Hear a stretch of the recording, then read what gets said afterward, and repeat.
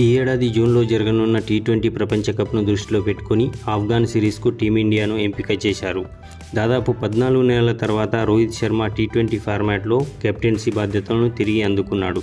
అలాగే star cricketer Virat Kohli కూడా ఈ జట్టులో స్థానం కల్పించారు. వీరిద్దరూ 2022లో టీ20 వరల్డ్ కప్లో భారత్ తరఫున చివరి టీ20 ఆడారు. ఈ నేపథ్యంలో టీమిండియా మాజీ కెప్టెన్ సౌరవ్ గంగూలీ కీలక వ్యాఖ్యలు చేశాడు. రోహిత్ శర్మ, విరాట్ కోహ్లీ టీ20 ప్రపంచ కప్ జట్టులో తప్పక ఆడాలని గంగూలీ అన్నాడు.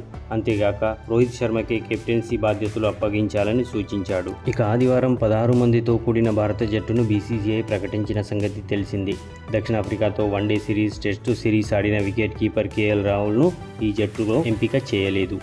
అయితే టీ20 ప్రపంచ కప్ను దృష్టిలో పెట్టుకుని కేఎల్ రాహుల్కు విశ్రాంతినిచ్చారా లేదా పక్కన పెట్టారా అనే విషయాన్పై సెలెక్టర్లు క్లారిటీ ఇవ్వలేదు. దీంతో వికెట్ కీపర్లుగా సంజు శాంసన్, జితేష్ శర్మ జట్టులో చోటు సంపాదించుకున్నారు. ఆఫ్ఘనిస్తాన్తో సిరీస్కు సీనియర్ ఓపెనర్ రోహిత్ శర్మతో పాటు శుభ్మన్ గిల్, యశస్వి జైస్వాల్ను ఎంపిక చేశారు. తుది జట్టులో గిల్, జైస్వాల్లలో ఒకరికి చోటు దక్కుతుంది.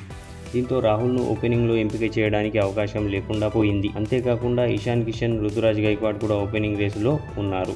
ఇక వికెట్ కీపర్గా చూసుకున్న సంజు శాంసన్, జితేష్ శర్మ జట్టులో ఉన్నారు. మిడిల్ ఆర్డర్లో బ్యాటింగ్తో పాటు కీపింగ్కు కూడా పనికొస్తారనే ఉద్దేశంతో సెలెక్టర్లు శాంసన్, జితేష్ వైపు మొగ్గు చూపారు.